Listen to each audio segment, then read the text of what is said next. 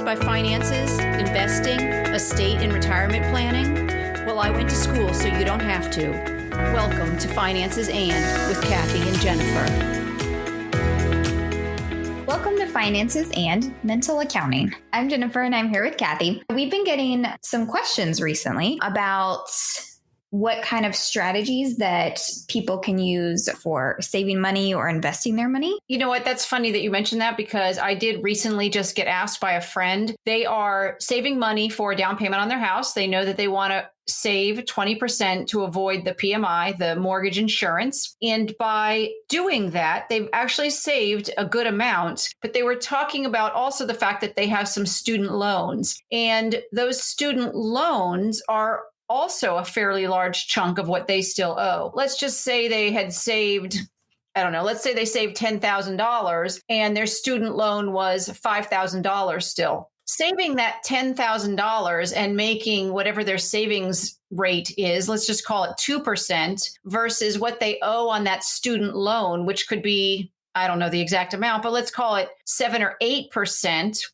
They are actually losing money by putting money aside into their savings to save for this big purchase and not spending it on the student loans in this case, because they're owing more money in the interest than they're actually making in interest. Even though they have this big goal, which is a wonderful goal, they're losing money to try and make that goal. If instead they would take that money and spend it on their student loans, they would have less money in savings, but now all the money that went to student loans can go as well as the money towards a house. And then they're going to be able to make more money more quickly, actually. Great. Yeah. Companies use spreadsheets to do their accounting, and they're held accountable to their lenders, their stockholders, their customers. We, however, are not. We tend to place items into containers in our mind and file them there. And once we see that decision made, it's not common that we kind of move it out of that mental spot. So it's really a mental thing that we do to kind of put our money in these different buckets. By choosing to save money at a low interest rate and spend it at a higher one, you're just losing money. You can imagine saving towards a goal like that house that I was just describing, or maybe a second house or a dream vacation to Europe. And if you have that $15,000 saved away in a money market account, which is like your savings account, but it earns a little bit more because they're going to hold your money for a set period of time. Let's say you could make 4% there. But if you're choosing to purchase a new car at $11,000 and finance that loan at 9%, you're just losing money. Now, how can you make money in that scenario? If you actually took that $11,000 from yourself and paid back yourself at 9%. In other words, the car lender is going to tell you what the 9% is and how much you would have to make in payments for how many years. Then you would take that same amount, and instead of continuing to save for this dream vacation, take the $11,000 out, pay for your new car, and then pay yourself back those same monthly payments that you would have owned a car dealer, but instead you're paying yourself. And the reality is, if you're doing that, you are not making 4% on your money anymore. You're making 9% on your money that you would have been giving 9% to someone else. It's your money, and instead of putting it into separate accounts of my vacation home or a big trip and car money, put them into one bucket. It's your money. What's the best way to spend and save your money? Yeah, so we actually found ourselves in a similar situation. So I mentioned recently that we were moving and we're going to buy a second house. We wanted to keep our house that we were in to rent. We'd been saving for a down payment, and we had more of a down payment than we needed. So we finally kind of realized that we were just going to pay more than what we needed for our down payment. But we realized that our new mortgage has a lower interest rate. So it would actually make more sense to use that excess to pay off the first mortgage. Because it had a higher interest rate? Yes, because it had a higher interest rate. We would pay more of that off instead of putting as much down for our down payment as we originally planned.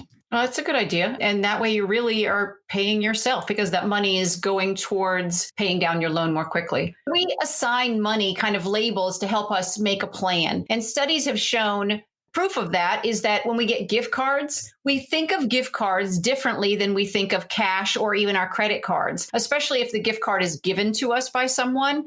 If you think about you're shopping at a local store, Target, Walmart, and you get a gift card from there, we tend statistically to spend that money on more enjoyable items than we do on our most basic of items. And I find that interesting because it is no different. That money is no different. It's still $20 or whatever it is. But instead of buying the basics, we think I can get a new shirt with this. I know I do that. When I get gift cards, I feel like, well, it was a gift, so I should spend it on something that's fun or special and not on toilet paper. But sometimes I do, but yeah, for sure. It makes sense. But it's funny how we just think of it as different money versus, hey, I could spend toilet paper money on this gift card, and then I don't have to spend my money on toilet paper. One of the things, studies that we found was a question that was asked. And basically what they're saying is, imagine that 6 months from now, you're planning to purchase a clothes washer and dryer for your new house. The two machines together are going to cost you $1,200. You have two options for financing the washer and dryer. You can have 6 monthly payments of $200 each during the months before you get the washer and dryer, or you could choose 6 monthly payments of $200 each for the 6 months after you get the washer and dryer. 84% of the people would choose that they want to pay after they purchase. That washer and dryer is going to last years and years, and it's most common in our credit card economy that we want to pay for something afterwards. And the reality is that it makes financial sense as well because of the time value of money, which says simply that if you save your money and spend it later, it is put to work for you over time. But now imagine a similar scenario. Except for a washer and dryer, I'm going to change it to a vacation and say that you're going on vacation for that same amount, $1,200. Would you choose the 6 payments before your trip or the 6 payments after your trip? What would you do, Jen? I would pay before the trip. And in this case, you're not alone. 60% of the people say that they would prepay for their trip. It seems that the rationale is that they would enjoy their vacation more and not have to worry about paying for this short-term purchase, your vacation, versus a long-term purchase. But the funny thing is, nothing has changed about the rules of paying for it after. It just makes more sense financially because you've been able to hold on to your $1,200 longer. And so you've been able to make that money work for you until you need to spend it. Similarly, when people were asked if they wanted to be paid before performing overtime work or after, 66% wanted to be paid after, even though getting paid before makes more sense to have that money and have it be working for you sooner. People don't want the long-term debt of having to work overtime later. And that's almost the same as that bucketing, right? I mean, do you want to get paid your overtime now or overtime later? And they are saying, I don't want to get paid now because then I'll have to work later. And having that work hanging over their head is not something that most people want. Mm-hmm. Similarly, there's something called sunk cost effect, and it's where you have to make an investment of time or money before you've spent it. So, for example, a family has tickets to a basketball game, and they're pretty excited about this basketball game, and the tickets are worth $40. On the day of the game, a big snowstorm hits in their area. Although they can still go to the game, the snowstorm will cause a hassle that will reduce the pleasure of watching the game. Is the family more likely to go to the game if they purchase the tickets for $40 or if the tickets were given to them for free?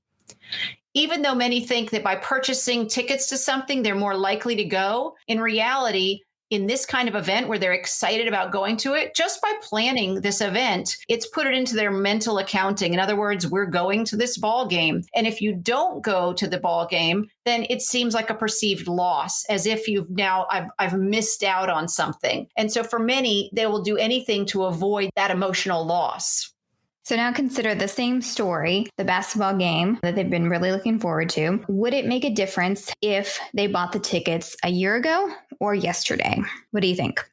The pain of losing money spent yesterday is actually greater than a year ago. The negative impact of sunk costs depreciates or gets smaller over time. I could think of an example where I bought tickets to see Hamilton. My heart is broken just saying that. And got very good seats. and then couldn't go because of COVID. And just the fact that I had spent this money, now the Kennedy Center was saying, hey, do you want to let us keep the money or do you want to have us refund the money? And my first reaction was, well, when Hamilton comes, am I going to be able to be one of the first people to get these same good seats again? And they said no. So to me, just the loss of money altogether was now greater than not being able to go see Hamilton, because I knew that money was literally sunk if I just donated it to them. I really wanted that back again. So an example also that people fall into is when we over withhold in our paychecks. So that we'll receive a large tax refund. Very classic that people say, oh, I just want the money back in April. That is, however, just giving your money away to the government that you could be investing and making money on, unlike that interest-free loan that you're giving Uncle Sam, which they love to hold for you, by the way, because they are investing it and they are reaping the benefits of it. But we do this because we really like the idea of getting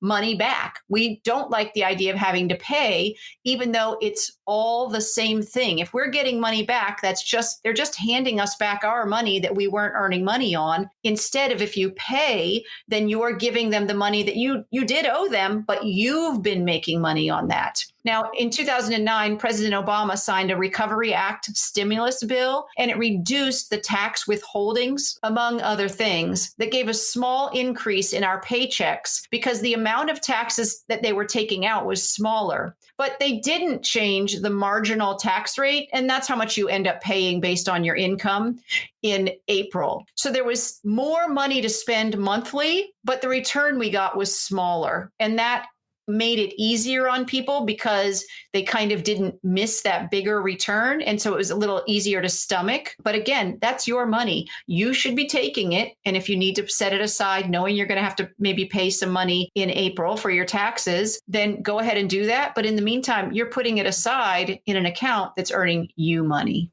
I had a similar realization many years ago in one of the old counties that I used to teach in. When I first started teaching, one of the local credit unions would give you the option to, if you banked through them, then they would space out your paycheck over 12 months instead of 10 months, because otherwise everybody got paid over 10 months. I did not choose to do that. I chose to just do it myself. And so I kind of took money out of my paycheck every month and put it into a separate savings account so I could use that in the summer. But a friend mentioned it at some point, saying that if you allow them to do that, then they're going to be gaining interest off of your money all year long. Whereas if you did it yourself, then you could be putting that money into something that's going to be gaining you interest during that time.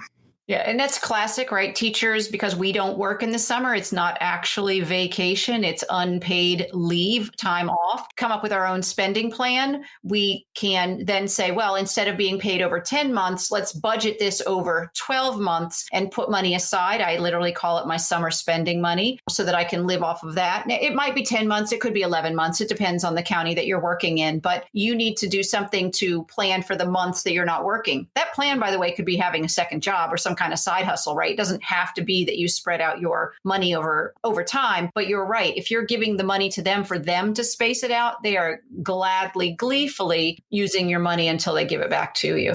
So I wish I had realized earlier so that I had been putting that money into something that was going to be investing and making me more money at the time. But I have now learned, and now I know. It's all an education, man. So Kathy and I were talking last week about this idea of whether or not money can buy you happiness. We found that there are, in fact, 4 ways that you can spend money that does make you happy. So one thing that you've probably heard of before is to buy experiences, not things. So instead of spending a bunch of your money on one specific new nice thing, instead you save that and you go on a trip or have some sort of experience with it. Another way is to buy many small things instead of a few big ones. And we have an example for you on that a little later. You could pay now to consume later, or you could use your money to help others. These are examples where we can mentally revisit them and relive our joy more than just buying one item and then kind of having the joy for that moment and then forgetting about it. So there's something called prospect theory. And the idea is that we receive $1,000, we're happy. but receiving $2,000 does not make us twice as happy. And I imagine we can think that, finding $10 versus finding $20, we're not all of a sudden twice as joyful. We also love making $1,000 profit on 2 stocks versus making a $2,000 profit on 1. Again, somehow it doesn't double our joy in that way. We can spend and be happier too. So instead of experiencing ball game, let's say again, that you go and you get really expensive seats to some kind of pro ball game, instead, just get tickets in a less expensive section, spend money on food, maybe buy a new outfit or get team wear that you can have on for the game. That actually makes us happier. Just the being there and having those other experiences along with being there makes people more happy. You can also imagine that buying now and paying later in our society is one of our most favorite things to do. But in actuality, that mental bill of paying later diminishes the joy of what we experience. And so by saving for it in advance, we actually start to anticipate that event, and that becomes part of the experience, sort of like going on a big vacation. I can't wait. Then I go and experience it that way. And it just makes it a whole thing a more delightful event. Mm-hmm. And spending on others really does make you happy, whether it's gifts or for a charity. It improves our pleasure. You are presenting yourself in a positive way, making it feel even better. People enjoy giving locally to charities like a 5K run or something versus giving to a bigger national organization. They like to know if it's local, if it's in their community, could be even helping somebody that they know. They like to do that more. And it's even true that people get more joy donating directly versus like having something deducted from your bank account automatically and you kind of don't even see that it's happening. You can imagine, I know for myself, I used to have sort of an automatic deduction for my church so that weekly I was giving a donation. And I realized I really got a lot more pleasure putting money in the plate. that action of being able to put something in there just made me feel better. Nothing changed about the amount that was being put in there. But ultimately, part of that action of being able to place it there versus having it just come out of my paycheck, that gave me more pleasure. So I switched away from that and just started putting my donation in the basket. Anything else on mental accounting?